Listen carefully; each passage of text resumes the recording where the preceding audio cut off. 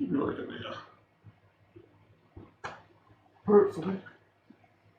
We'll see. Oh, I see myself. We're making progress. I hope. Right in the middle. Yeah, that's not too bad. Could be better, but hey, what are you gonna do? Okay, let's check audio quickly. This thing doesn't even show levels. I'm just gonna have to hope it's loud enough. Let's go back over here.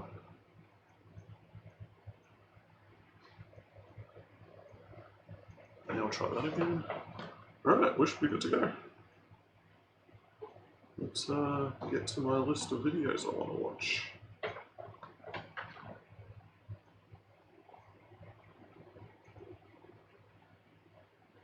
Oh, this is a slow laptop. Alright, let's have a look. What do we want to see? I want to start with this one from Danny. New tab. We'll check it out.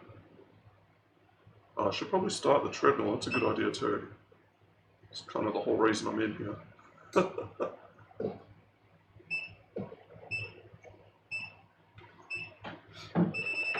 Now let's get it a little quicker.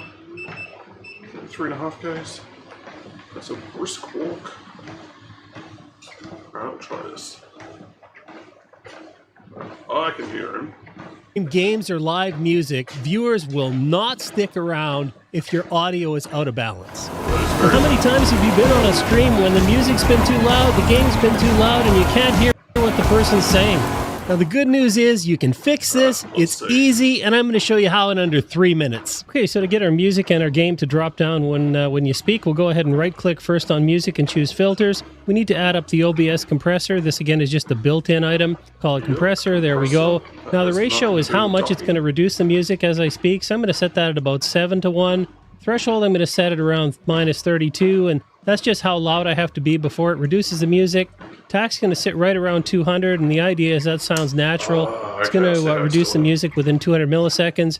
Release is going to sit right around 850 milliseconds. The idea there is that that's when it's going to let the music get back up to normal volume. Finally, I have to change this to ducking and choose my microphone. So whatever your microphone is, make sure it's there. That's it for music. We're going to do the same thing for game here. Filters, go ahead and choose OBS compressor. And here I'm going to leave the ratio at about 10:1. I like the game audio to get a little quieter when I'm speaking than the music, just because it interferes a little more. Once again, the threshold should be the same as the music, so around -32 here. Attack, same thing, about 200 milliseconds, to be the same as what I did for music. And release, again, here is going to be about 850, just again to keep that natural as the game audio comes back up in volume. Once again, we'll choose the microphone, and we're good to go. Now we have game and music going to be reduced when I speak. And so here we are in the game. As I'm talking, you hear the music and game audio drop down. Now I'll be silent. And you see it's really natural. It drops down a little more quickly and comes back a little more slowly. And if you really want to take control of your stream in OBS Studio, and who doesn't? I made these videos showing you how to separate out your audio sources and take full control with a Stream Deck. Quick, useful videos. And the docking thing seems useful. I could use that for the YouTube source for sure.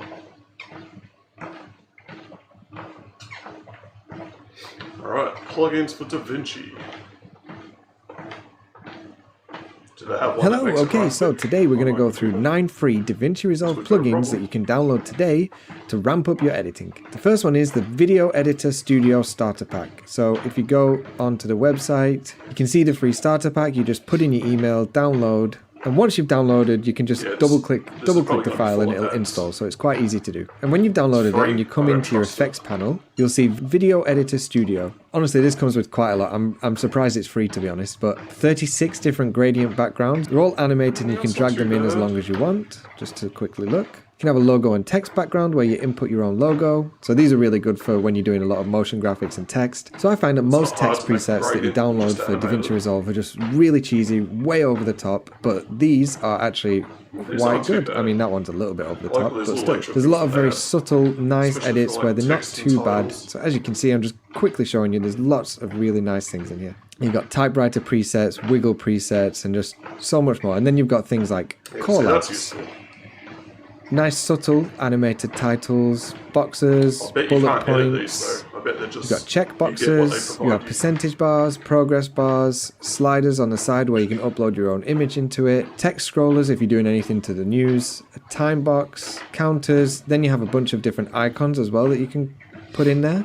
It comes with some infographics, so you've got some bars. You've got a horizontal bar chart, vertical bar chart, so you can stack a bunch of them together if you wanted to. Pie chart.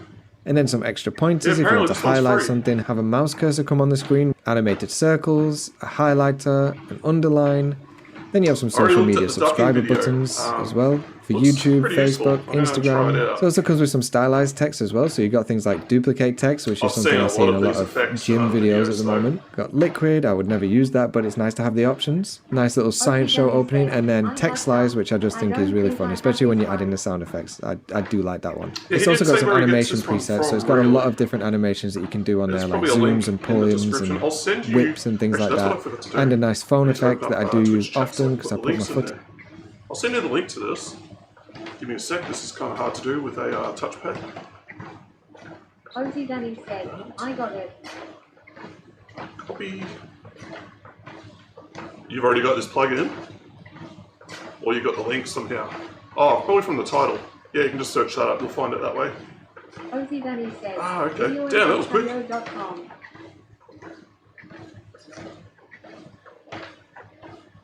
Inside it, and that's also a really good one to use. That is the video editor freestyle pack. I think that's amazing, and you should definitely get that today. Okay, next one is Snapcap. Yeah, you can find it pretty quickly. Ozzy Danny said, needs an email. Yeah, see, that's why. And then they'll spam you. But hey, it seems like a half-decent plugin, so it's probably worth getting. I was doing some work in DaVinci today. I was trying to do Viceroy's video with it, and it just kept chugging it. Like, no matter what, I couldn't get it to play full speed. It wouldn't do 60 frames. And I'm like, oh, how can I fix this? There's like render cache, you can do that, so I did that. You can drop the resolution in the playback window, I did that. I did all these different things, no matter what, it wouldn't run properly. And then I did a test, I'm like, can it just run like an MP3 in the timeline full speed? And it couldn't, had problems with that. So I gave up, and now I'm just going to do it in Premiere. But I will use DaVinci for other stuff in the future. I just need to figure out why it's running like crap. It's just... When I first dragged the footage in there, it seemed to be running fine, so I don't know what's going on there. But I'll suss that out. But in the meantime, I can look up some goodies to add to it. Options by Awesome Lord. So you can get a free version and a paid version. So the free version is honestly really good, but the paid version does give you a lot more. I'm using a free version for this tutorial, but if you do have the money, I recommend upgrading to the pro one. And take a look at his tutorial for a more in-depth view on this as well. So once you've installed it, and again check out his tutorial to do that, you come to workflow integrations, snap captions. So for me, I always choose something simple like this karaoke one because it's not too flashy, but there is a lot of different options. And again, if you get the pro version, there's a lot more that you can download as well. Once you've chosen the preset of the text you want, just click on it and it will add a snap captions into your media pool, and you can see it here. It's just showing you what it's going to look like, and it says hello world. Then you come over to the transcription, and it can be done in DaVinci. It's just the way to get it done, it's all over the place. There's stuff in different spots where you wouldn't expect it, and it's kind of hard to dig through the menus. So that's the learning side of it. But that'll just become natural as I use it more and more. I spent like 2 days ago just setting all the shortcuts up. Like the delete key doesn't do what you think it would do. In Premiere, you select a clip, you click delete, gets rid of just that clip. You do it in DaVinci, gets rid of everything associated to the clip. The backspace key does what you expect the delete key to do. It's so different. There's all these little things like that they're not quite the same. Okay. I have had before the Alextech ones, and you'll have motion VFX. I don't know what Alextech is. I'll have to look into that. It'll probably be in this video. It'll probably be a recommended one. There's no subtitle track, so I'm just going to transcribe the audio. And now I have my subtitles. Now it separates all the subtitles into one word each, just because that's how it works. There's no point going through it yet and checking the spelling until the end, because once you do the next part, it will go back to the default spelling that it uses. So then you go on to create phrases, but first you have your maximum words that you want per line. I usually go for about 4 and then knock the characters down to about 40, just so it's not too much on screen at once. And then create phrases. And these are each line that will appear once I create the subtitles. And once you're happy with that, you can't edit phrases in the free version, but you can in the pro version. But you can still edit them afterwards in the free version anyway. Then you come over to deliver, choose your text size, X, Y position, and then create captions. And it will automatically add all the captions onto your timeline. Kind of like so when you're clicking on the text layer as well, you can edit the text here. So you still have the option to do that. So I think this is amazing because I do probably close to like 500 shorts a month, and my subtitle software that I use is getting super expensive because they don't allow unlimited anymore. So this is a lifesaver for me and my bank. Next one is Magic Zoom by Alex Tech, and that does pretty much what it says. So there's a free version and a pro version again. So if you like the free version, you can upgrade to the pro. But I'm going to show you the free version today. He recommends doing it on an adjustment clip, and once you've installed it, you'll find it in your effects in the timeline at full speed, and then the resources won't get hit. So something, either my project settings were set up wrong, or one of the optimization things I did was wrong. I've got to look through it. I'm going to start with another blank project, try that, and see if it does the same thing. Because I put the exact same footage into Premiere, and it's smooth, no problems at all. It's just 4K, I think it's 4K 60 footage, and that runs fine. And then when I do the proxies, it's even better. So, yeah, I just don't know what's going on. Something I've done that I've stuffed up. Magic Toolkit, and then there's Magic Zoom Free. I'm just going to drag that on. It automatically starts you with a simple zoom in, and then at the end of the adjustment clip there will be a zoom out. So if you turn on your Fusion overlay down here, you can now play with the X, and the X is where the zoom in will go to. So obviously I want it to be on his face, not in the middle of the screen. And I also want some motion blur. So you have a lot of controls here. I'm not going to go through everything because he has a very in-depth tutorial on this. But I'm just going to add the motion blur on, give it a little bit more of a quality, and just see what that looks like. You can do a lot of things like changing the amount of the zoom, changing the length of the zoom. So I'd rather have that shorter. So I'll just be quick.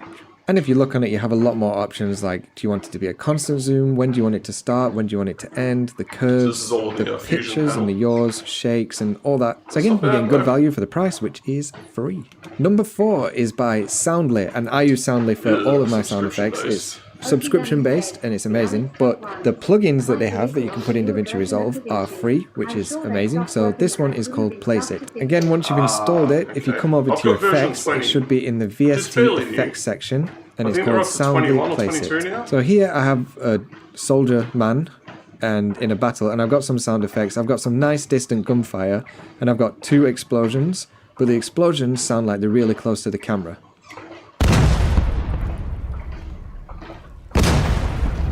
And for the second one, that's fine because it obviously is really close to the camera. This one, I want it to sound further away. Now you can lower the volume, I guess. It doesn't really have the same sort of impact, so you can use the Soundly Place It, drag it on, and then it comes with a bunch of different presets that you can use, so you can make people sound like they're on a phone call, in an elevator, in a cave. But I'm just going to try and make this one sound a little bit further away and more muffled. So I'm going to go for the preset Neighbor Speakers, because it always sounds like they're having explosions over in their house. But I don't want the place to be in a bedroom, so let's go for outdoor, far away. Don't want it to be on a boombox, so I'm going to lower the boombox setting.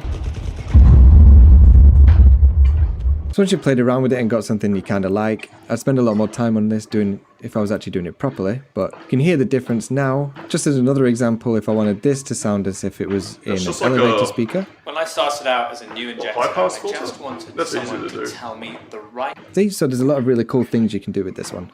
Next one, another one by Mr. Alex Tech is Magic Animate, and it is free, with a pro version available as well. So once you've downloaded this one, if you come to your effects, it should be in Magic Animate V3 free. Ugh.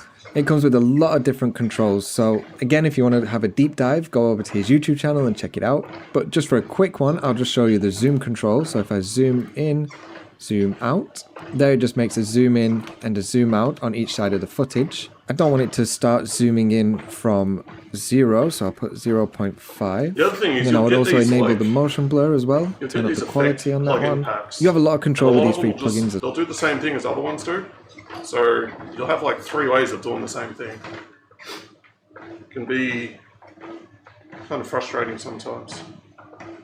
It's nice to have it unbloated as well, so you can choose when you want it to start, how long you want it to start for, the kind of curve you want it to do, if you want it linear, easing.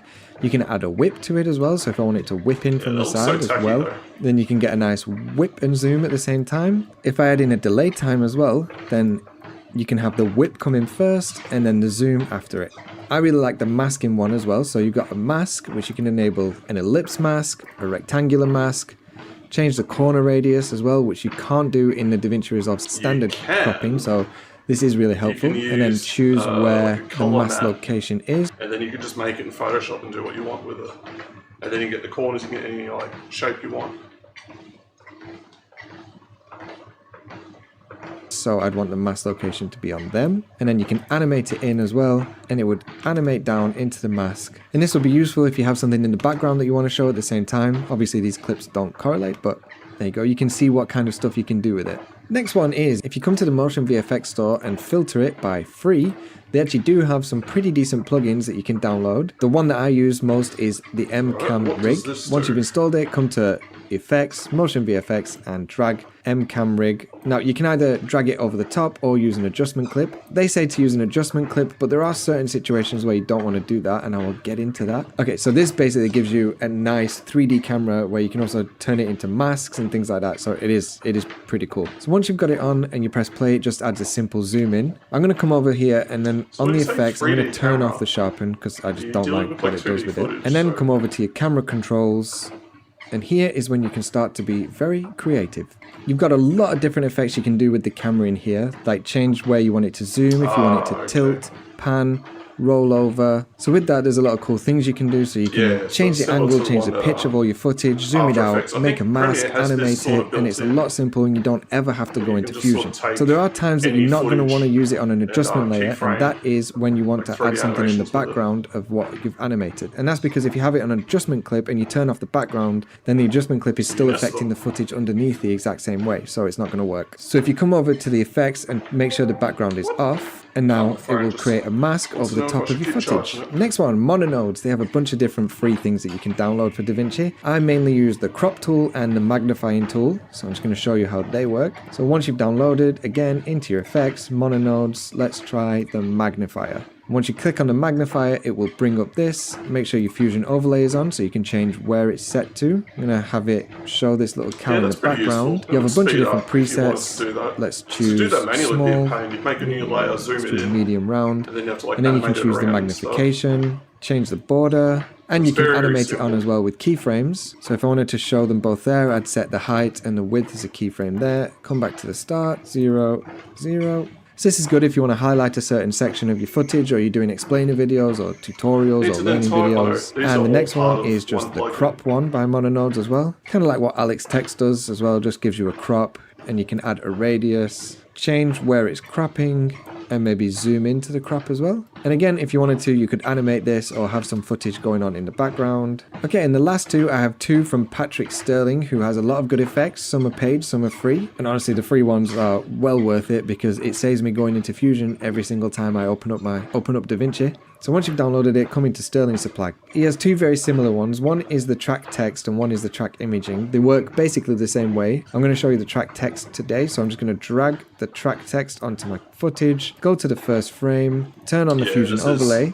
drag the tracker over the finger, and press track forward, and there we go, it's tracked the text to the footage, and it's actually done it really well. Honestly, this works better than tracking in Fusion, I found sometimes, which is crazy. And you can also move around the footage wherever you want it, change what you want it to say. Again, this just saves so much time not having to hop into Fusion every time I want to do this and make a bunch of nodes and then come back. And the last one is something that you see a lot of people using, especially on YouTube, because again, it saves a lot of time from cropping and making masks and background designs. One of the editors for like Trash Taste or something like that, the way he would do tracking is he would literally just frame by frame keyframe, and then just move it. Like go forward, set the keyframe, go forward, set the keyframe. You just keep doing that until you got like a little section done. I mean, it works, but it's kind of messy. And then if you want to make changes later on, you have to go through the whole process again. So having something like where it automatically does it, way easier. So say you're doing an explainer video, I have this lady's lips being injected and I have him talking about it. So this one is called the Picture-in-Picture by Patrick Sterling. So I just drag the picture-in-picture over the top and then come over to the settings. I can change where I want the mask. Down in the left corner, mask shape. I want a circle, footage controls, I can change where the footage is, that's about right. So you get that sort of like delay, or it'll like one will be smooth like that and you'll get like sort of jiggles and stuff, and it just doesn't look that nice. So if it's for real short, simple things, yeah, it's okay. But if you're doing something like sort of longer, like a longer clip, use the auto one. A little bit of blur to make it nicer. There's a lot more you can do with this. It's nice, it's very simple, it's very quick. And then I have my explainer video ready to go. Alright, so that's 9 free plugins. I hope it helps. I'll check some of them out. I'm all for free stuff. Alright, we've got a drama video. This Hatsune Miku concert somehow turned into a complete disaster because just starting everything off, fans watched a fully modded Miku car get pulled over by the police right outside the venue and then allegedly impounded. And obviously, that was just the start of things. But this concert was a part of a tour called the Miku Expo, which is built around a virtual pop star. The main performer technically isn't a real person, it's a digital character. Basically a virtual music idol with concerts, world tours, and a massive fan base. And normally, the way this works is they would, I guess, project her onto the stage in a way that looks like a hologram. So people aren't just going to a concert, they're actually going to see this character perform live. And apparently these shows are a big deal. Fans will travel across the states, even across countries, just to be there, which is exactly what people started doing for the Vancouver stop in April 2026. Except, almost immediately, things started going wrong. People were lining up outside the venue hours before the show and nothing was moving. At first, it was just a normal delay, but then an hour passed and people still weren't let in. Then we had another update later on saying the VIP guests didn't even get inside until over an hour late. And keep in mind, these are the people who paid extra. Now, imagine you've been standing outside the entire time, it's cold, it's raining, and you've been waiting for hours. And some people had driven hours just to be there and they were all just stuck, which is exactly why fans are calling the experience, and handed it over to like some third party, like, hey, we can't operate in Canada, we'd prefer you guys to do it, and then they just botched it. Or if there's something like more nefarious going on.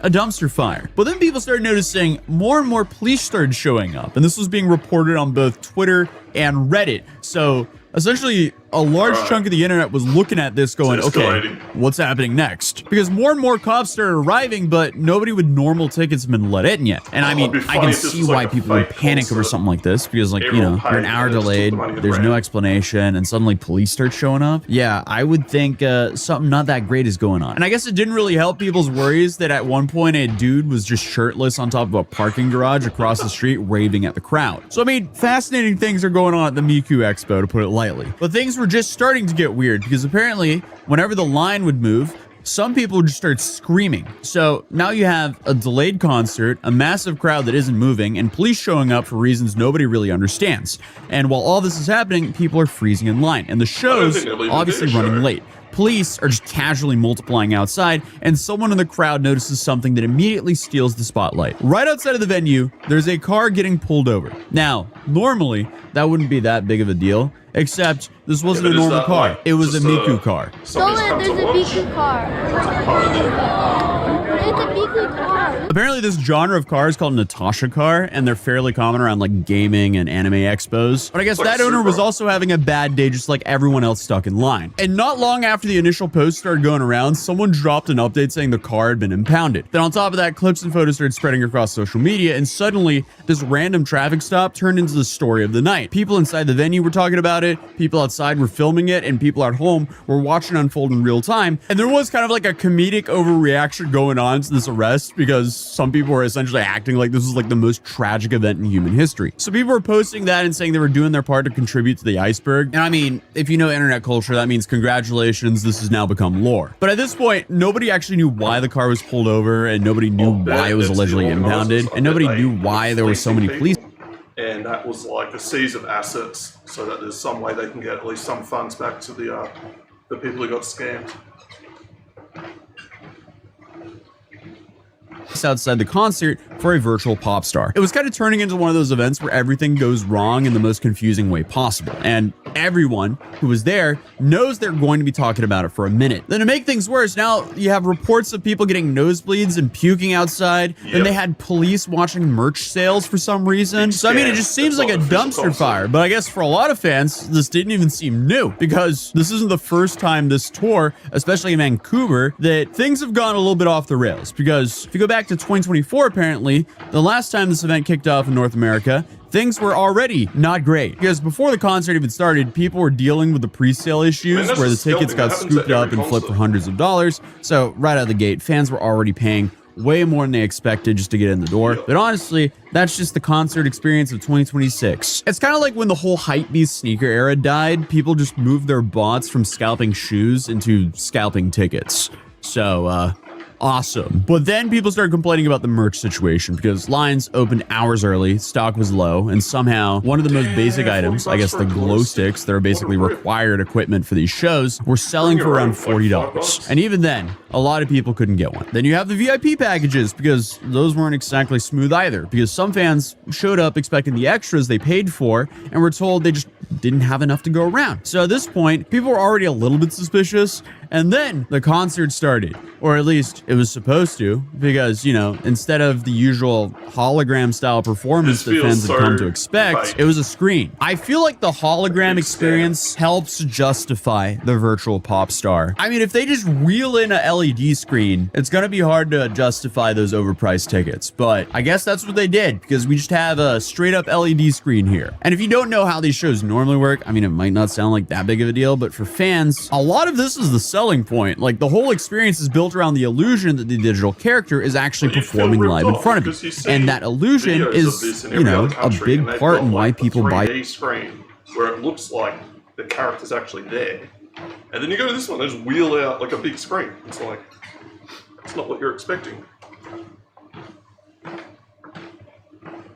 Tickets to these events, but instead it seems like you're just at a very expensive YouTube watch party. And I guess the biggest issue here is nobody told them. Like, there was no clear warning, no heads up saying, hey, we're not gonna do some fancy hologram today, it'll just be one big LED screen, you guys can just enjoy the show. So now you have a whole bunch of fans calling it a scam. Others started demanding refunds, and there were even petitions going around asking for explanations and compensation. And when you stack all this together, you know, the missing VIP items and then the performance itself, it created this feeling the whole event was kind of just falling apart. And then you have a response from Krypton Future Media after this whole mess, but it was basically just like, hey, we'll get better, we promise, which isn't really that reassuring. But hey, I guess we'll see if it was better, because fast forward to 2026, different year, different tour, not much better, because somehow we're right back in Vancouver with delays, confusion, police outside the venue, and now an anime car getting impounded in the middle of all of it. And by the time people actually started getting inside, the whole night already felt off. Because again, people were standing outside for over an hour, some closer to an hour and a half, and then when VIPs finally got in, it didn't exactly fix things. Because even then, they weren't actually getting to their seats. And remember, the internet is still kind of monitoring the situation here, so fans started to post updates saying, hey, we made it inside the building, but they were just being held in place while staff were still trying to set things up, including the stage. How is the stage not set up? But yes, according to people on Twitter, the stage was still being set up when people were being let inside. And then suddenly people were saying that security didn't even have ticket scanners at first. Check, sound check, do all that before anybody, any public person comes in. So it seems like they've just put like some garbage company in charge that don't know what they're doing. They're skimping, cutting corners, and probably just keeping all the cash for themselves.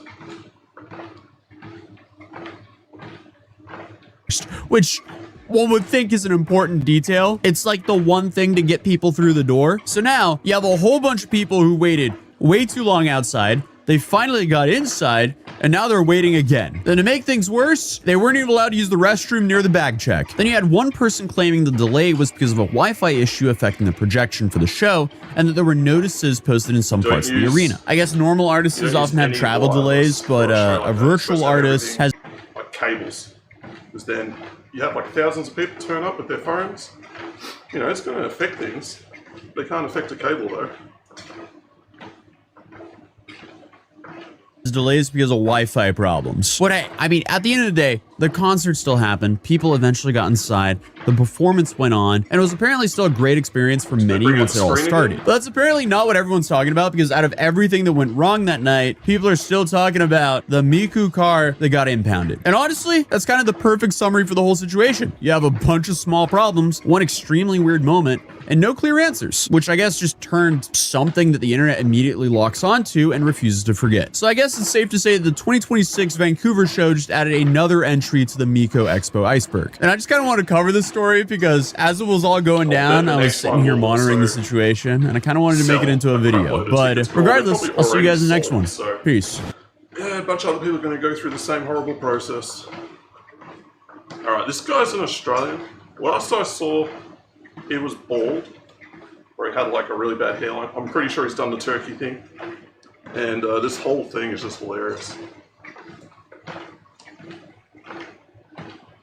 I was arrested. This is serious business. A controversial looks-maxing influencer known for touting extreme body improvement techniques has been arrested during a live stream in Fortitude Valley. Yeah. Based on that, I'm going to place you under arrest in relation to that for public nuisance. I'm no longer allowed in Brisbane. Yeah. I've been banned from the precinct and arrested, and this is complete bullshit. It just keeps getting worse for my Yeah, I haven't seen this yet, so I'm kind of curious to see what's going on. But I saw someone rip this guy's hat off, and he just like looked like a total retard because he's doing his like I'm a big muscle man walk. Some dude knocks his hat off, and then that's it, man. The illusion's broken. And yeah, it's a good source of entertainment. The Valley. I don't know where that is. So you got Brizzy. I know you got Brizzy. You got Surfers. You got the Gold Coast. Where's the Valley?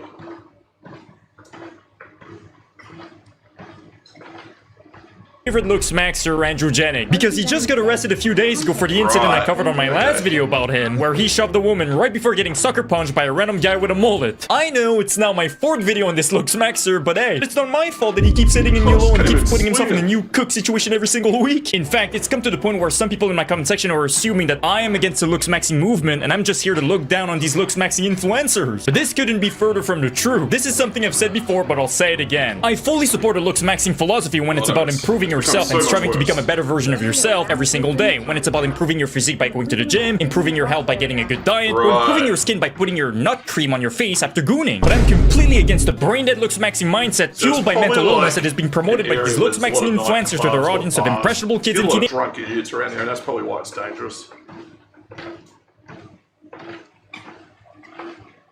That revolves around smashing your face, getting more plastic surgeries than all of the Kardashians combined, and looking down on random people in public by mocking them when you're done looks maxing. Because at that point, you're not looks maxing anymore. You're just being controlled by your mental disorder, aka body dysmorphia, until you inevitably become a Timu version of Homelander with your insecure ass who goes out in public to mock strangers so that you can feed your pathetic big ego. Looks maxing is about improving your look so that you can become the best version of yourself, not so that you can go out in public, look down on other people, and try to pick up other people's girlfriends. Yo, call to push that guy with his girlfriend.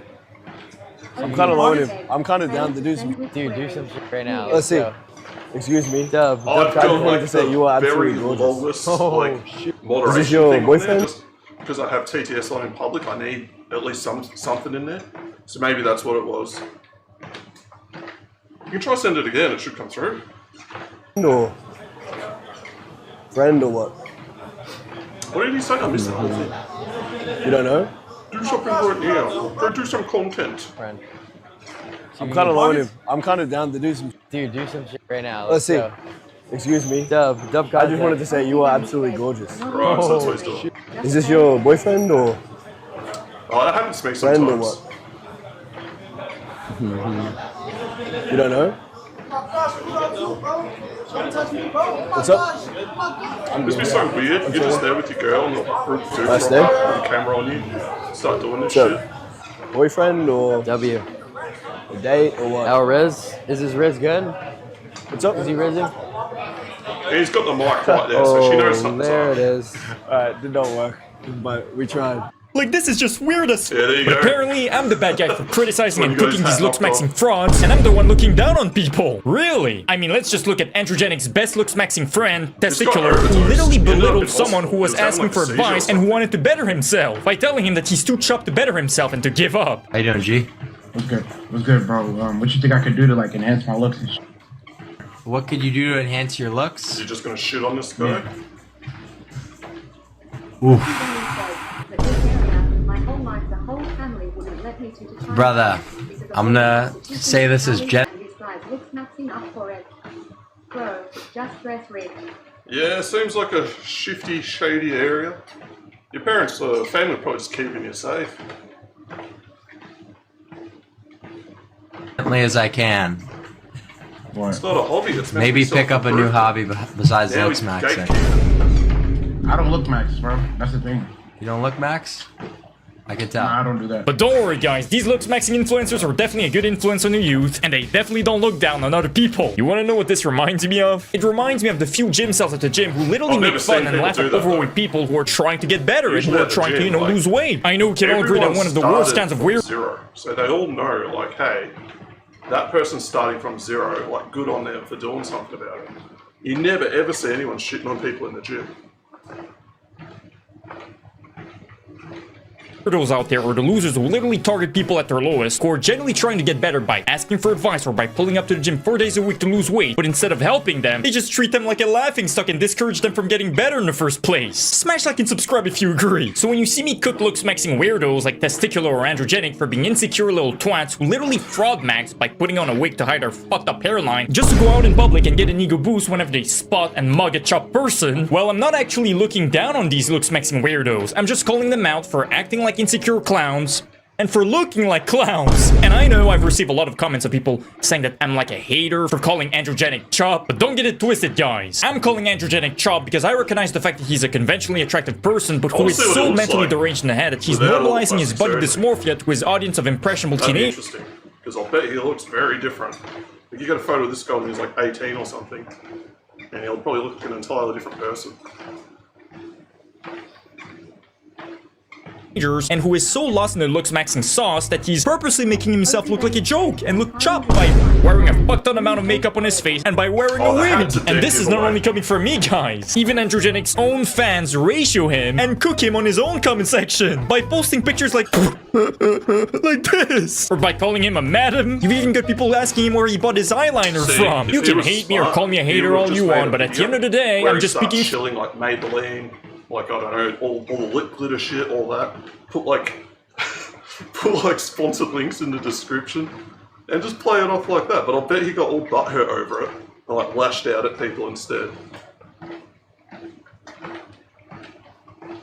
Facts, and I'm just saying the quiet part out loud. I mean, there's no way that anyone's gonna convince me that going from this to this Also, is looks maxing, because at that your point, face is gonna it's not looks change maxing anymore. proportions It's based chop. on how close the camera is to you. So he's probably holding the camera like that, right? Like that's barely a foot away from your face. Whereas you hold it further out, then you get a much better look, much better appearance. That's why you look so different in the mirror than you usually, like, say, in photos. Or like on a webcam. His webcam's like Smash like and maybe half subscribe a if meter you away from agree. your face. By the way, I already know I'm gonna get some negative IQ people saying stuff in my comment section like, "But Fader, did you just call another man conventionally attractive? What are you, gay?" And to those disability maxing people, all I have to say is this. Have you ever looked at a nice dog and said, "Wow, that's a nice looking Shiba Inu"? Does that mean you want to clap its cheeks? Attractive. I hope not. But now we have to cover the latest Symmetry developments and concerning our traits, I think, favorite chop maxer, Androgenic, who recently got arrested a few days ago live on stream. Sergeant Colin from Fortune Valley Police Station. I just need to have a word with you just about an incident that occurred back in February, on the 27th of February. An incredibly low level of self-estimate, lack of confidence to do this crazy stuff. I don't know. They have a whole philosophy where they believe your physical attraction or your physical appearance determines everything in your life. It determines your success with other people. It determines success in business. It determines how people trust you. That's sort of their whole philosophy. And they've taken it to the extreme, so they will ignore everything to pursue that one trait. But, you know, we'll see. in like 5 years how that works out for them all. Because what happens to these dudes is they'll roid up hard, and then their hair just starts to go, and then they have to back off the roids and they shrink down. And it's not like a new cycle. It's been happening for years. There was a guy. Danny said, I mean, they're not entirely wrong in the modern world, but to hit your cheekbones with a hammer. Yeah, that's what I'm saying. They take it to the extremes. But it's not anything new. There was a guy in the past, Connor Murphy. He did this. He's got videos on YouTube. He roided way too hard, got the really bad hairline, and then cut back, and then they're shrunk down. And then before that, you had guys like Ziz doing the same thing. Have long-term side effects and not pretty. Yeah, because it destroys your body's ability to produce testosterone. Because you're overloading it, your body doesn't produce any. And then when you get off the roids, you're in some serious problems. But these guys don't care. They're like, hey, anything to max it out early. There's a bit of an incident up at Hungry Jack's. Okay, so basically, based on that, I'm going to place you under arrest in relation to that for public nuisance. Right, I'm going to escort you back to the Footscray Valley Police Beat, and we'll take care of things there. Can he be taken without handcuffs on, please? Yep, I'll just place my hands on him. Yeah, that's fine. Because where he's our personal security guard. Yep. We'll walk with you. I'll get you to stand back. That's fine. Okay? That's fine. Just give us some space. Now, I know the police officer said that he was getting arrested for something that happened back in February, but an Australian local news station actually investigated the situation. How can I handle this and still look like a badass? So he's got this weird, like, stiff expression on his face. Shit, this was on the news? Situation themselves, and confirmed that he did in fact get arrested for the incident I covered on my last video about him about a week ago, where he shoved a woman who was fighting someone else right before getting knocked down by a random guy with a mullet. Now, for those who are not up to date with my series regarding Chop Master Androgenic, long story short, I actually came to Androgenic's defense regarding the situation with him shoving that woman, which shocked a lot of people, but it also proved that even though I have a huge bias against looks-maxing weirdos, I'm always going to remain impartial no matter what, especially when it comes to cancellation attempts fueled by misinformation. But a lot of people jump on the hate bandwagon against Androgenic and assume that he's a crackhead high on 50 different sus substances who decided to assault a random woman, when in reality Androgenic is a crackhead high on 50 different substances. You want natty? Oh no. You want natty? You want an addy? Who decided to stop the woman from assaulting someone. I was arrested for attempting to protect a woman from being assaulted. My bad, guys. Here's the actual context regarding this random woman who got shot by Androgenic. That random woman was actually aggroing and harassing Androgenic the whole night, and when he tried... That's why he's got this weird intonation in the way he speaks. I just want to know, why did he involve himself in that fight? Like, there's a fight, I think it was between two girls, and he's just coming out of nowhere and, like, gone for one of them. It's like, it has nothing to do with you. You trying to play the hero? To de-escalate the situation by not giving her any attention, she's the one who proceeded to assault him multiple times. Stay out of it. Yeah, are you racist? Oh, he's changing the pitch of his voice when he talks. So it's a very forced, unnatural way of speaking. Like, you try to speak with a lower voice for a long period of time and it just sound weird.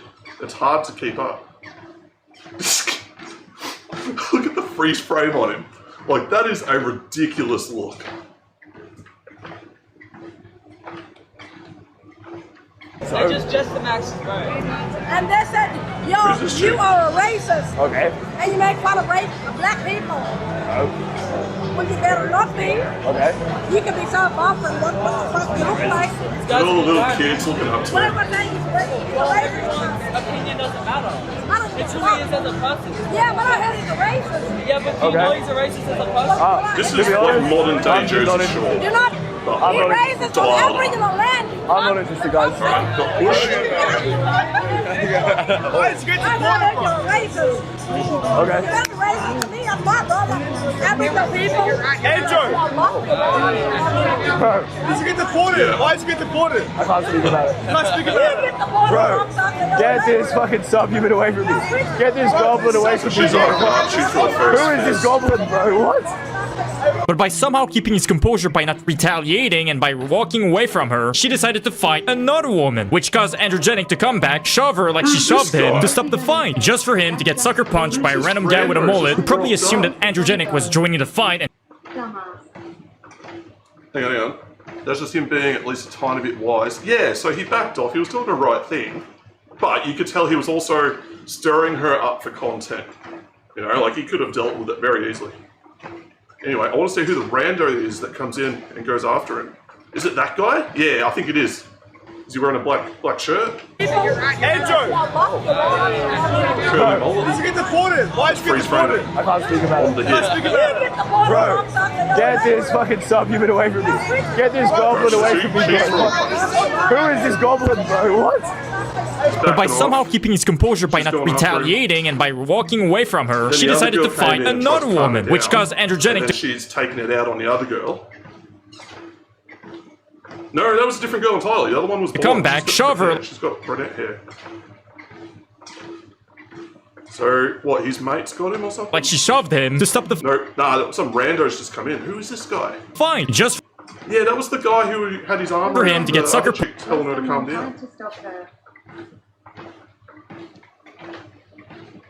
Punched by a random guy with a mullet who probably assumed that Androgenic was joining the fight and trying to fight the woman. And was this the best way to de-escalate the situation? Probably not, but it is funny to see that even when Androgenic is trying to do the right thing, he still finds a way to think it. Thinking clearly in the moment with the camera on him. Ozzy Danny said, Rando Hero wasn't word on the news. He was in the shot before. Look, that guy, he's got, you'll see it. You can, hang on, how do I go back? I think it's this one. No. You can see him there, right? So he's got a little mustache, goes mullet hair, really short shorts. I think he's got New Balances on, right? So that's him. And then we go back. He's just before here. He's trying to calm her down. So he comes in over here on the right. Get this fucking subhuman away from me.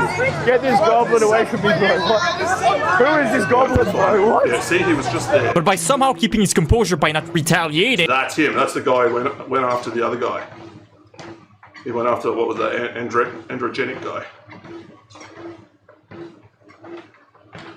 Retaliating, and by walking away from her, she decided to fight another woman, which caused Androgenic to come back, shove her like she shoved him, to stop the fight, just for him to get sucker punched by a random guy with a mullet who probably assumed that Androgenic was joining the fight and trying to fight the woman. And was this the best way to de-escalate the situation? Probably not, but it is funny to see that even when Androgenic is trying to do the right thing, he still finds... to censor, like you can't show like a real person with like blood and stuff. There's all these different like censorship laws that you've got to abide by. It is good because like you're not meant to show that stuff on Twitch, so it works for me. The way to think it now. I took a hit. I took a hit. I took a hit, boys. Now, supposedly, he actually got banned from the city of Brisbane, where this incident took place, for 28 days. Androgenic was fined for public nuisance and banned from Fortitude Valley's nightlife precinct for 28 days. Now, I personally think that's kind of crazy, especially considering the fact that he did, in fact, try to de-escalate a fight, and he managed to keep his composure when assaulted by the woman multiple times. I kind of feel dirty for defending... You're allowed to go free on bail, but these are your conditions you've got to abide by. He's punching. He's trained. Maybe. This looks maxing weirdo, so let's go back to why looks maxing influencers are a cancer to our society. I see people all the time defending looks maxers like testicular or androgenic by saying, oh, they just want to improve people's looks. They actually care about other people. They want people to live better lives. When that's not actually the case at all. I mean, not only do you have androgenic's best looks maxing friend, testicular, going on record by saying to some people that they're too chopped to improve their looks, but you also have testicular going on record saying that short people are owed zero respect and that their opinion should be discarded. When people under the height of 6 foot start talking, just turn your brain off. There's never a good thing for them that they say. I never heard, genuinely, like the manlet was comical. I think it's a huge blessing that Testicular never got arrested by the police, never got a mugshot, and never got his police information. So you can have people of all sorts of heights and not have valid things to say. Released to the public. Clavicular was arrested tonight, misdemeanor assault charges, and that may sound bad on paper, but when you dig into these reports, it gets even worse for Mr. Claff. Here is a look at the arrest warrant, and in the state of Florida, Clavicular is listed at 5'11". Wait, 170. Oh yeah, he's a pretty boy. I loved him in there. 2005, man. That just makes me feel old.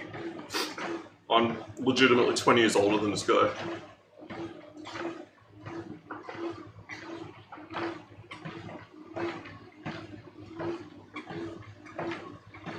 And in the state of Florida, clavicular is listed at 5'11". You see what I mean now when I say that these looks-maxing weirdos are the most insecure, cringe douchebags who get an ego boost after getting 50 surgeries and by fraud-maxing, by going out in public just to flex on chopped people? Testicular is out there lying to his audience time and time again by saying that he's a 6-foot Giga Chad, when in reality he's just an insecure twat who just keeps projecting. But it gets even better, guys. A ripoff of Omegle recently came out where, instead of chatting with strangers, it's all about mugging strangers to see who's mugging the hardest. Now this is the reaction of a humble chop person who loses time and time again, but he never once rashes out at the person who mugs him, but instead he takes his defeats with grace. Like, how do they determine it? It's got to be like how wide your eyes are set, and like probably like your jaw, like your cheekbones, like how far out they are. Why am I always getting mugged? Why am I getting mugged? I'm done. Just cue for the game. Cue for this game. Holy shit. Here's the reaction of another humble streamer who might be in denial about how chopped he is, but he's still a good sport when losing. What's his face? Jinxie or Tyler 1? I cooked him. No, you didn't, bro. No way he cooked me. No way he did. What's the score? That's not even cooked. 0.9. Oh, this is bad. This gives people such a big ego boost. There's always someone else out there that's like I hear you. Why are you whispering? But now here's the reaction of Testicular when he loses a mug battle in that website. And keep in mind that Testicular prides himself for being someone who's helping the youth looks max. Alright, I'm literally ending. I'm ending if I lose. Like, I'm ending if I lose. I'm dead. I'm ending if I lose. I'm actually ending if I lose. This is like that thing that Zuckerberg. I'm ending if I lose. See you later, Club. Was it face smash? Here's the reality of the situation. These looks-maxing weirdos can't handle having people look better in front of them. Like this Testicular guy literally went ahead and deleted his stream VOD to hide the evidence of him being mugged. You have to understand, guys, that for these mentally ill maxers, looks is everything to them. They're convinced that looks is the only thing that you need in order. That's like key to their personality. Like that's their whole thing. Then obviously that's like a huge thing that can undermine them as well. Like they're going to be super insecure about it as well at the same time. Because they have, like, what? Nothing else to fall back on. Yeah, he cut the connection. In order to be successful in life, and in order to get a partner. But I'm gonna be brutally honest, guys. If the only thing you focus on in your life is your looks, and you've got negative social skills, the only kind of girl you're gonna get is a 304. Like I said before, I have zero respect for these insecure maxi influencers who destroy our youth by normalizing getting 50 surgeries and body dysmorphia. But anyway, guys, smash like and subscribe if improving your looks just to go outside and pick up a guy's girlfriend is the textbook definition of cringe maxing. That was funny. I'm enjoying this season of Looks Max.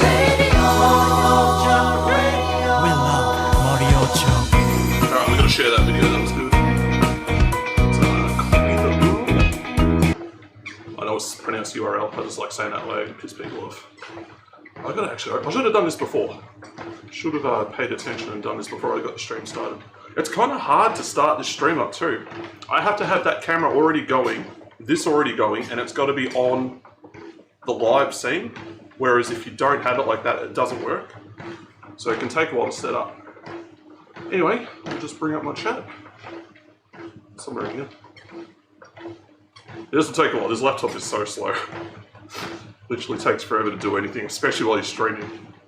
Like all the resources are just going to the encoder right now. Oh, let's shut that guy up. Literally takes forever to do anything, especially while you're streaming. Like all the resources are just like this will take 2 seconds on the desktop. I should measure not in time, but how many meters it takes me to organize things now.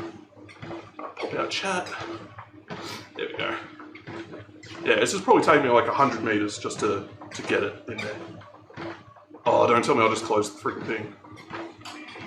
No, there it is. Just the icon was different, I didn't recognize it. Finally! There's the link. God, that took a while. _7 said, youtube.be. Alright, we're back. What's next? Is it drama? Or what? What are we watching? I've already forgotten the order I put everything in. Ooh, this will be interesting. This guy is a good source of info on how things are going, AI-wise. There's a streamer as All well. right, This fellas, is Primogen. it's happening. He popped The off last cracks are starting to show. The foundation's looking a little bit shaky. I'm talking about the AI economy, the token economy. The first one comes courtesy, of course, of Anthropic, everybody's favorite, the good guys. Am I right? I love their lawyers. What ended up happening just a couple days ago is Anthropic did something called a painted door test. At least that's the term I've always heard. I think I've seen other people use fake door test, where you actually show alternative pricing on your page to see, hey, how much more money could we make if we charged people more? How many more people would leave the pricing page? So let me give you a hypothetical. Let's say that you raise the cost of your product by 10% and 1,000 people visit your pricing page. Typically, you'd get 100 customers out of your 1,000 customers. But now with your raised prices, you only get 95 customers. But of those 95 customers, you make more money. So you say, hey, the area under the curve is worth it. We're going to lose a couple customers, but we're going to... I doubled my prices expecting half my clients would disappear. Everyone just stuck around, so I've just been ripping myself off for years. Gain more money. This is kind of the idea of a painted door test. But Anthropic did something a bit different. Instead of doing a price change, they just simply removed Claude Code usage from the $20 plan. See, in a typical painted door test, after someone says, okay, we'll pay this price, they're like, ha, JK, bro, you're super special to us, so you get actually a reduced price because we love you. Well, this one, there's an entire group of people that when they visited this page saw they couldn't use Claude Code for $20 a month. They paid $100 a month. It just tricked some small percentage of people. I don't think anyone's surprised by this, and the people that are surprised by it, you always hear kind of the same thing. Well, they're making money off of inference. Like every time they do like a request call, of course they make money. And it's like, yeah, I guess if you measured how much a shoe cost by only paying the employee to sell the shoe, then you're like, yeah, you're making money off of every shoe. They're making money off of every request. Yeah, that makes sense, but you're not actually considering the real cost. Remember, people that used Opus 4.5 are now using Opus 4.6. Nobody's using Opus 4.7. Kind of tarded model. No one really likes that one. But that means all the cost that went into 4.5, if they didn't recoup that in inference cost, 4.5 just cost them money. And this is obviously what's happening. OpenAI got $122 or $120 billion investment, and that's enough money to run for 18 to 24 months. That is like $5 to $7 billion every single month. Because they can't be paying their devs that much. That's a huge budget.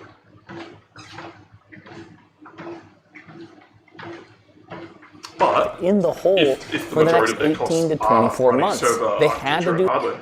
Then it's very easy to figure out, okay, we've got to charge this much to make a profit. Simple. But I think what's happening is these companies are undercutting each other to try to get a foothold and then hoping that they can make up the money later. Like it's you run your company at a loss to build market share, and then later on you check up your prices. And whoever's got the biggest budget, well, they're going to win because they can outlast you. And that'll be OpenAI. This test because they have to know how much money they can make, because if they don't make some sort of change, they're going to continue to lose billions of dollars. Now, if this just happened by itself, I'd say, hey, Claude just needs to make more money. They need to start becoming more competitive because they're competing against OpenAI. And then I'd be like, okay, that's just that. But this isn't the only case of this happening, because just a couple days ago, guess who else decided to make a bit of a price change? Microsoft. Oh, beautiful Microsoft. I love Satya. Oh, I love Copilot. Is this the greatest thing? You're probably confused when I say Copilot, because you're probably thinking of like one of their 50 services. I'm talking about the GitHub Copilot in this case. See, the GitHub Copilot, you used to pay some sort of amount of money, and then you could perform actions on behalf. You had some sort of amount of actions you could execute. Well, what's the problem with that? Not every model costs the same. If you're thinking about Composer 2 Fast from Cursor, that thing costs like nothing. When you're thinking about Opus 4.7, that costs a lot more. We're talking like 20 times more the cost. So obviously Copilot, they had to make some sort of reduction, and that's what they did. You no longer just get some amount of executes, you get token usage. Because if you use a more expensive model, well, guess what? You gotta use more of your tokens. Therefore, you won't get as many calls out of it. This is a change. It needs to become more economically viable. But before that, to pay for all my tokens, sponsor time. Look at all these engineers sitting at their little desks. Pushing out? It takes dirty work to keep a code base clean. Every day, sickos are out there committing unreviewed code, and when that happens, linters won't save you. No, you need someone like me. And respect, he's making his own ads. Who are you calling scrumbag? What's this slop you're trying to push? Unnecessary comments? Global state? Nested ternaries? My bad. I didn't even read the code yet. You disgust me. Step away from the keyboard. Just let me explain. Is that a mouse? He's marching a prod! You have the right to remain silent. Anything you these ads are on the same level as against you. You have the right to a debugger, but if you cannot afford one, a public stack trace will be made available. His ads are amazing. They're all for NordVPN. And one more code criminal off the streets where they belong. HR. This will be a lot of that too. I know I didn't review any of the code, but I was gonna have CodeRabbit review it from the start. With one-click fixes and style enforcement, I don't need merge copy. I would never merge unreviewed code, but a first pass with CodeRabbit always makes things go faster. Actually, you can try it too at coderabbit.ai. Next week on Merge Cop. The Diffler's out there, and I'm gonna be the one to deprecate him. See, the difference between Microsoft and Anthropic is Microsoft makes money. I know, crazy concept for Anthropic, but Microsoft makes a lot of money. Whether you like it or not, they're one of the biggest companies in the world, and therefore, they can actually kind of take like a bit of a nosedive for a while accumulating users. But even at this point, they're going, hey, we can't do this. We got to make more. This is silly. What's going on here? This doesn't even make sense according to Microsoft. Now, the real winner, honestly, from all of this is Google. Classic Google. They're pouring like $100+ billion a year into AI, and they can just do that. And guess what? After they pour $100 billion, $200 billion into AI, they still make money. That's wild. Like they can do so much money for the next year after year, and they're not going to take risks, especially big risks, like with a lot of money on the line. What they'll do is they'll let the small guys take the risks, and they'll see, okay, what's working for them? Cool, that works. Now we're going to adopt it and scale it and run it out. Or they'll just buy them, just buy the company. Hey, we like what you're doing. Make us an offer. We're going to incorporate you into our big corporate blob. They don't have to worry about, will investors still find me attractive? That's probably why you're not getting the same level of hype coming from Google that you get from these companies. Like, just think about that for a second. Google's also competing on the frontier. Google's also attempting to win the market. Google's also trying to convince everybody that their AI is the best AI, that they're going to be able to shepherd it and take it into the future, despite the fact of inventing the T in GPT and somehow fumbling the bag and not being the first one to market. Nobody knows the answer to that one. And AI is really expensive. Uber just got done claiming that within 4 months, they spent their entire year's budget on AI. Gee, I can't believe this is happening. How could you tell every employee to maximally use AI? By the way, we're judging you on AI usage. Oh my gosh, you're using too much AI. How'd that happen? What the hell? You're not supposed to be using a year budget in 4 months. What are you even doing? What are people doing with all those tokens? I don't even know. Like, I don't think we're gonna be like, well, back it up, everybody. We're not going to use AI anymore. You're going to have to go back to hand coding everything because AI is just not economically. So the companies that need it, whatever efficiencies that they're getting by using that tool, they're going to eventually have to pay to the company that's making the tool. So yeah, things get a little bit more efficient. The companies get to do stuff a little bit more quickly, but that doesn't filter down to the customer. It filters up to whoever's offering that tool that allows that to occur. So customer doesn't get any benefit from it. No. They don't get anything cheaper. No. They will find a way. Sure, it may be in a couple years, but you know what? They're going to find a way to make this thing viable. But for now, we're starting to see the cracks. Things just can't be as free as they once were, and the amount of usage you're going to be getting is clearly and obviously going down. I don't want to be the person that's like, oh, Mr. Anti-AI for all reasons. Like, that's why I make this video, to show you how ridiculous their marketing is. This is why they do such hyped out marketing. This is why Dario's constantly telling you, hey, you're out of a job here very, very soon. Yeah, we're going to take your job. I feel super bad about it. Oh, I just feel so bad about me taking all of your money. I'm so sorry. It's got a point, though. It's so dangerous. But this is the reason why they're doing it. They need to raise money. This is why Google doesn't do it. They don't need to raise the same kind of capital that Dario and Sam need to raise. I think there's plenty of great uses for AI. I do use it on the regular, even though I participate in Dario's least favorite activity, hand coding every single. I'm a trad coder. Okay, I like trad coding, but I also like AI. There's plenty of times that it's actually super convenient. And so ultimately, I just hope to kind of bring a bit of a more middle ground to things, because tech is exciting. Like, think about this for a second. We get to build like anything that your mind can come up with. Like, that is such an incredible privilege to have. Most of the world was spent dying because you stepped on some piece of metal that you didn't see, and oh, sucks, you got tetanus now. Looks like you're dead. Dysentery on the Oregon Trail, yep. Too bad. Shouldn't have been doing whatever you were doing, which was called living, because now you're dead. Instead, we actually get the opportunity to build all this stuff. And for me, this is the most exciting time period to ever live in, because now I get to just have any kind of personalized experience. This guy is also positioned in the perfect way to take advantage of all this. He was a traditional computer science graduate. He worked at a big tech company, so that's where he cut his teeth and got good. Or he might have worked at a company before then, but anyway. Worked his way up and then started doing streaming to sort of take the time off of work. Does that full time now, got plenty of money coming in. So yeah, of course he's all for it, but regular people have to work every single day and they can barely make ends meet. Like, it's, what, where's the benefit to them? Okay, yeah, you're more productive for your boss, so you're getting paid more? No. Is your boss earning more money by doing this? No, the company that offers the solution to do it is making all the money. You're learning something? Dude, if it's open source, clone down the repo, open up AI and say, hey, yo, based on the code, give me an example of how to do this. Explain that, explain this. It's like personalized documentation. Super cool. Anyways, I wanted to end on a high note, you know, just because I just feel like the yapping that's going on is just so kind of jaded. Is this dude like the name backwards? Is the tokenogen. Alright, what's this? Ah, Tetojet. This guy's awesome. Oh, that. So this guy, he usually does like it does hurt, but it's camera, good. photo, like Hollywood type videos, like behind the scenes type stuff, the tech and the gear. But he's also got a vlog channel, and it's just cool to see a vlog channel today. Because not many people have vlogs anymore. But he still puts a lot of effort into it.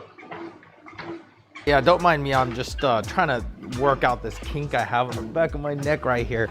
It has been here for a long time, actually. Kid and I got boogie boards, like the most harmless thing ever, right? But a wave came and like flipped me over, and instead of kind of like bracing myself against like the ocean floor, like I tried to save the camera because it was on this little headband, and it like whacked my head and it tweaked my neck so bad. Oh gosh.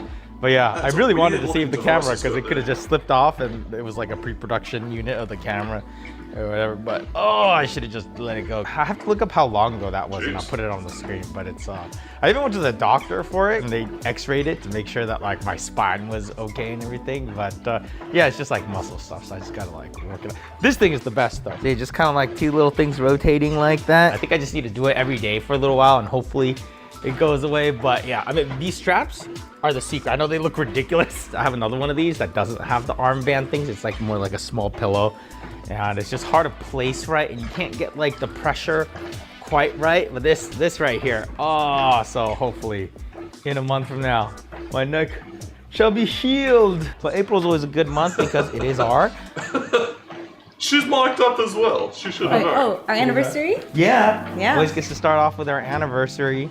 2 years we've been married. Good job, wife. We did it. Woo, 2 years. Happily married, right? Yeah, that's pretty good. Most like days. 80%. Most cases. Okay, cool. One of the things we do for our anniversaries is anniversary gifts, you know, but we pick our own gifts. Yeah, we definitely don't do the traditional gifts. No jewelry, nothing like that. Yeah, so we go to REI. On our very first anniversary, I went and got myself a really nice water bottle that I use every day. I mean, I'm using it today. And I put a little tracker on it so I can track how much water I'm drinking every day. So this water bottle was from our first year anniversary. And now for our 2-year anniversary, Carrie got a monocular. We also got this attachment which screws onto the front of the monocular, and it turns into like kind of like a little microscope almost. Oh, wow. I want to see if I can see this through the camera. Let's see. Oh yeah. There you go. Look at that. Her hairs look like hay. But yeah, we had a very nice and relaxing anniversary with a picnic. But the rest of the month was very busy, so Canada went there, climbed a tree. A really big tree, which was fun. It was also nice that the Airbnb was very close to a basketball court. Yeah, that was the Osmo Pocket 4 video.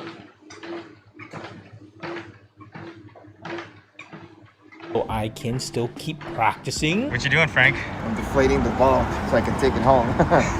I'll get there. We got some paper clips in here. It's mostly flat.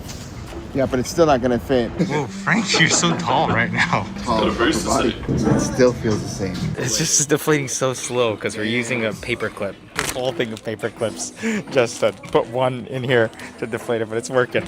So that we can take this basketball home. Yeah. So Frank can have it. So that I can practice my free throw shots. Dude, that's okay. Come on. That's pretty good right there. That's pretty good right there. I was not expecting this. Yeah. We can definitely take it now. Yeah, dude, that's what I'm saying. It's ready. I sat on it the whole time we were here. Oh my gosh.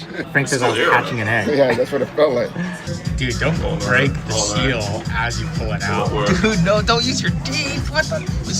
Stop. Oh my gosh. It worked though. Oh my gosh. It worked. So we traveled the basketball safely back home and just in time to catch my little nephew's jiu-jitsu tournament because he is a small little beast. And it's funny because that place is filled with like these super tough looking guys, and then there's my mom who kind of looked like she might have gotten lost on her way. And then right after that we went straight to Las Vegas for NAB, which is a massive camera show that happens every year, and it's a good chance for me to check out all the cool new gear that is coming out. And that's where I was able to get my hands on the microphone that I'm actually using right now. It's actually an Insta360 microphone. Recording sound on the brand new microphone. Is this 32-bit float in here? 32-bit float. Audio quality, it's a 3-mic array. It's got NPU noise cancellation. Like competitor, which is funny because they're both in China. They're probably both using the same factories. And internal recording, and you can talk about how it directly connects to Insta360 products. Where are the tiny little Japanese, like Sony microphones and stuff like that, or Panasonic ones, or anything? Like, they've completely dropped the ball on all this camera gear stuff. They still make the cameras, but everything else, all the accessories, other countries just make it. Compatible with this, with the Go Ultra. So we can customize this to say whatever. Yeah, you can literally put a picture of David on your mic if you wanted to. Okay, perfect.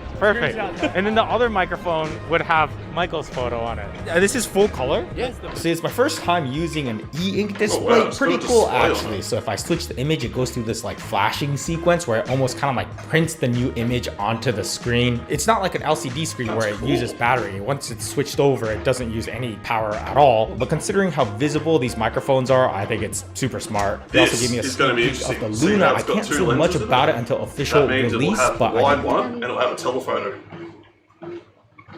And it'll be interesting to see if it'll have like a webcam mode or like if it'll have a HDMI port. So anyone who buys an Osmo Pocket 4, they're going to be kind of upset when that thing drops in it, like just blows it out of the water for like the same or less price. A hockey game, and first impressions, I will say it's very nice having that secondary telephoto lens, but got to see tons of other interesting stuff, including GoPro's Mission 1. Haven't test run it yet, so I can't say much aside from that their marketing stuff looks really good. And of course I made sure our Airbnb was close enough to a basketball court. So yes, this would be month 4 of me being obsessed with basketball. I feel like every time you start a new hobby, we should all take a wager on how long you're gonna have the hobby for. Yeah. What I like about it is that it's such a good workout, even if you're just going out and shooting. He kind of started off doing paragliding. That didn't last long, he crashed. Survived, but crashed. Then he stopped doing that. Then he got into, what did he do next? I know he got into drones. Sorry, FPV drones. He got into that in a big way. No, regular drones was first, like the Mavics and all that. Then he got into the FPV ones.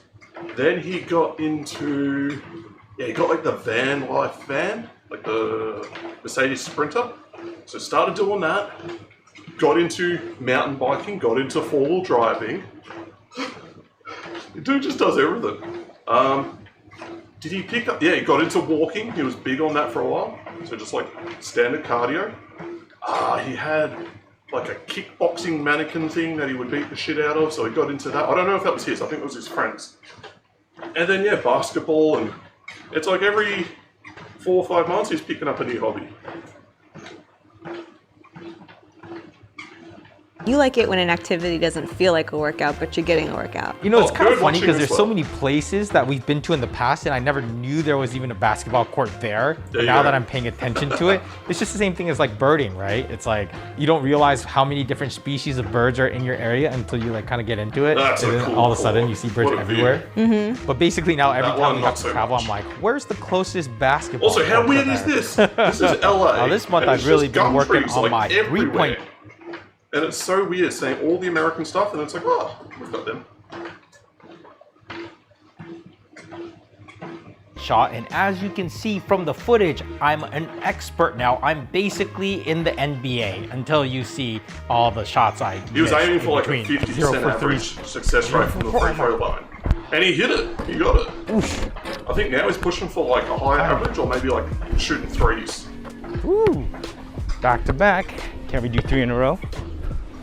Nope. No, not even close. Shooting from the three-point line. Well, this is like the baby three-point line, right? Like not the NBA three-point line, but yes. But it's definitely a whole lot harder. But it's cool because before it used to feel impossible. Like I would shoot and it wouldn't even come close, you know? It felt like I had to throw really hard. I think it's a good obsession as far as obsessions go. I think you like learning new things, so this is like your new thing right now. You know, I think there was a point where I was like, oh, I shouldn't be switching hobbies too much. That's just my ADHD just constantly having me bounce around different hobbies. So I kind of try to suppress myself from doing that. But then I realized it's like, no, I love having different hobbies because you get to keep learning different skills. And a lot of weird things you might learn from one skill, then transfer over to like completely different skills that you never thought they would intertwine, but they do. I like that this hobby isn't an expensive hobby. Oh yeah, this is the cheapest hobby I've had. I mean like FPV, dirt bikes, like those are much more expensive. This hobby is wife approved. But even when I'm bouncing the skill ball around the house? It's fine until you bother the dogs and then it makes me upset. That little ball has been awesome though. I spend so much time bouncing that little thing around. And I think Frank wants to kind of get into it too, so we're surprising him. We ordered one to his house. So he's getting it today, actually. I wouldn't recommend it if you have downstairs neighbors, but you know, if you live on a single story place like we do, like it's awesome. Especially if you have a patient wife that won't go nuts hearing it. Because you do hear it. It's something I could do while watching TV, which is another challenge because you're eventually supposed to be able to do all these things without looking down at the ball. You should be able to look up while you're doing all those things. But I think that's another reason why those things those two are the same. The chairs in the middle are the same. There's got like 3 different types of furniture there. And that's a sign of like, you're just using what you got. Looking down at the ball, you should be able to look up while you're doing all these things. But I think that's another reason why I really need this like back massager because it really makes that like right shoulder / neck tight. Because it's just I bet. Oh man. Especially with how much you do it. And then when it's 3-pointers, you have to throw quite a bit harder too. I threw like over 300 3-pointers. Like oh my god. You're gonna be super buff. Super buff on the right arm only. My left arm will just be a flob though, but just like a jacked right arm. But it's actually kind of good because like if I'm holding a cup of coffee, that 33 you average just is going see down. My right arm only, right? My left hand is just chilling in the pocket. So I've been getting a lot of my advice through you guys down there in the comments. Like this comment from Shafi Shoots Taryn or Turin. Sorry if I'm saying it completely wrong.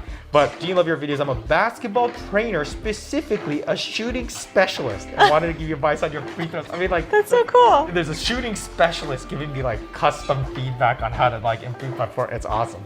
I appreciate all of you so much. But firstly, get yourself a pair of basketball shorts instead of playing in jeans because jeans have no flex and it doesn't seem like you're bending your knees enough on your shot. So check it out. I got some shorts. I kind of feel like they're They're shorter than I thought they were gonna be. You could just see the paleness of my legs that never get any sun ever. But yeah, I went out and did a session where I really just focused on bending my knees more.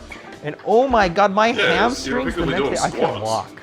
It was so sore. Because you're doing like squats every time now. It's like great, it's not just my right arm, it's my hamstrings. Like I never thought I would be getting such an intense... on the backboard, but it's grey, you can barely see it. Like everything else looks black, why not just paint that black too?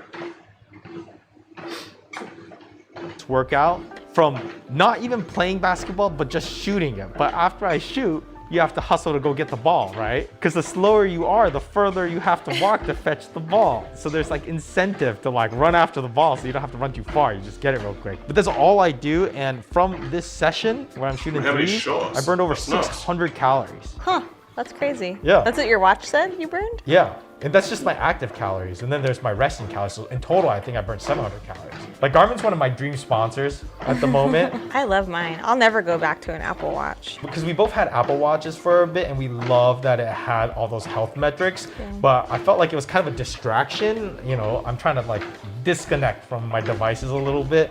But I want those smart features of like, what's my heart rate? What's my VO2 max? What's my, all that stuff, you know? For me, it was the battery life. No connection to so Apple Watches, you basically have to charge every night, right? Like this, you can charge once every few weeks. How about you? I usually throw it on the charger maybe once a week. I got literally like one of the most basic Garmin watches. This is what, like the Instinct 2S, because it's like slightly smaller, but it gives me the time, my heart rate. It shows me my sunrise and sunset, you know, which is great for me. And then my steps for the day. Oh, and last month I was devastated because one day, for whatever reason, it didn't track my steps and I lost my walking streak. So I emailed them and they fixed it for me. Thank you, Garmin lords of customer support. So yeah, it shows that I have a current streak of 397 days straight of walking at least 7,500 steps a day. Other comments from the last episode. Gene, the SM58 is the most popular mic ever since the 1960s. It's literally the most popular mic ever. Yeah, first of all, can I say I love that mic? Like for my last Potato Jet video, I did so much voiceover just in like a random room. I think I might have worded it a little bit weird in the last vlog because I know it's like the most popular mic ever, which is why I said like I've been wanting to test this mic out forever, because it's really popular in like the music side of things and like vocals. But honestly, when it comes to like the video and film side of things, it's rarely a microphone that we pick up. You know, we usually go straight for like, you know, Sennheiser 416 or lavalier mics or whatever that makes sense. And then if there's podcasting, we go straight to the SM7B. But from my testing, the SM7B's better if you're in like a treated space, like, you know, like good acoustic setup and everything. But if you're in like a random room where the reverb might be not great, the SM58 does a much better job at cutting out like environmental noise, and it's less than $100. The SM58 and the Costco hot dog are 100% immune to inflation. Tommy Jones Production says, I've sung through an SM58 on stage too many times to count. They are great mics, nearly indestructible. They are the Nokia phones of microphones. I actually heard that all the time. Ages ago. Really engineers have to be really tough back then. Should we do a durability test on an SM58 one day? Like just see how much we can bang it up? That would be cool. Another new hobby. We are so back. Oh yeah. Life is so much more fun when you have like a hobby. I just got a new bird book that I'm gonna read. Oh. It's about bird IQ. Carrie's sticking with the birding, so it's been good. That's what she got on her first year anniversary. It's like a pair of binoculars, and that's what set off the whole birding thing. My hobbies don't change near as often. Nice to see the monthly schedule still being here. Just makes me realize how much has changed in both yours and my life since I started watching these vlogs. I mean, your house looks super proper now. What? Struggling to maintain 33%, she has and now he's like hard way out. over it.